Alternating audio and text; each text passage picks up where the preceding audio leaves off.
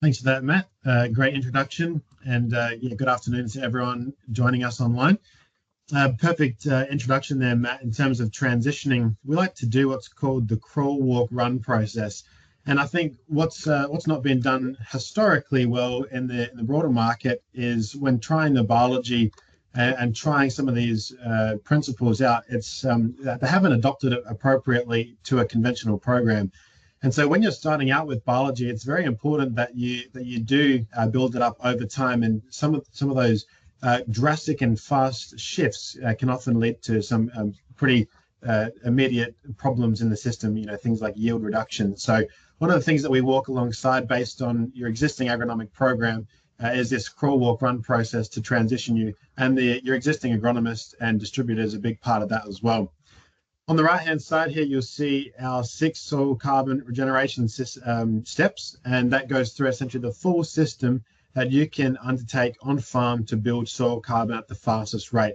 Now, a little disclaimer, this is not the LawrieCo 6 products that you need to use to build carbon on farm.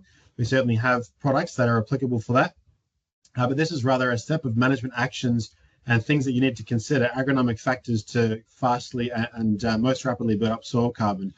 And building soil carbon is a lot like doing a Rubik's Cube. And I've actually got one here in front of me. And if you're anything like me, I can only do one side of it and then I get stuck.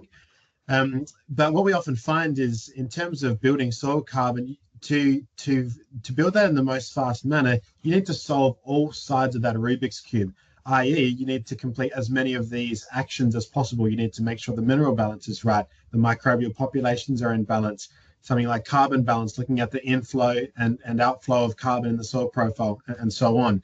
And so you might find that in your operation, you've already got one of those sides completed when you start a carbon project or when you go down this transition to soil biology journey. But it's not until you complete that puzzle and finish all the other sides that you maximize your carbon building potential. And so very simply what we do is we apply those principles and those practices to deliver a balanced nutritional and biostimulant program. And the key target of that initially is to improve yield and quality, profitability, and that general soil health. And we found that the soil organic carbon actually builds as a byproduct of that. And so we're not about going down a fully regenerative track of thinking here and no inputs, so that it's about maximizing the entire system, but doing it profitably.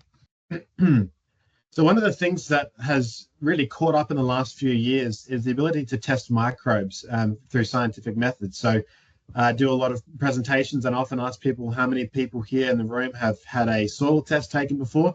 And I think we're getting pretty well around 75 to 80% of people have done that now.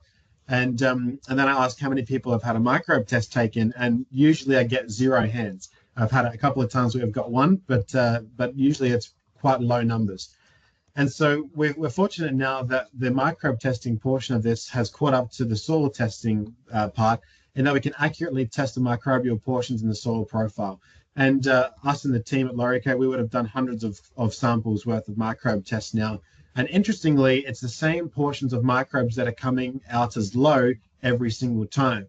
And I've circled them there on the right-hand side. We've got the gram-negative bacteria, and we've got the mycorrhizal fungi, which is under the eukaryote section. And these two are critically, probably the most important for building soil carbon on farm. You've got your mycorrhizal fungi, which, if you aren't aware, that is actually a fungi that forms a relationship with the plant roots so that you get an exchange of carbon coming from the plant going into the soil profile, and you get nutrients and moisture coming from the soil profile going into the plant. So highly critical for that carbon building process.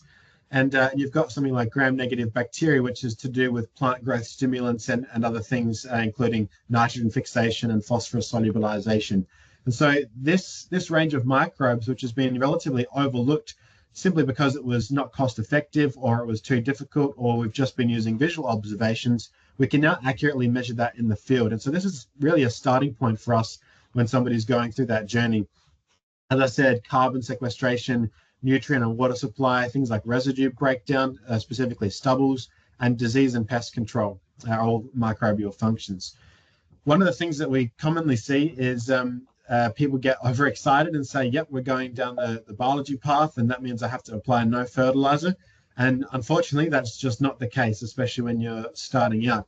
And so we like to use the phrase earn the right in the business, which really refers to the fact that yes, there is such a thing as phosphorus solubilization. Yes, you can rely on microbes to make available those nutrients in the soil profile, but don't expect that to happen right from day dot. And so it's simply a process that we go through of building up that microbial balance, inoculating where we have to, feeding it with the right stimulants to boost those along the way, and then monitoring it, and then we manage your agronomic program as we go.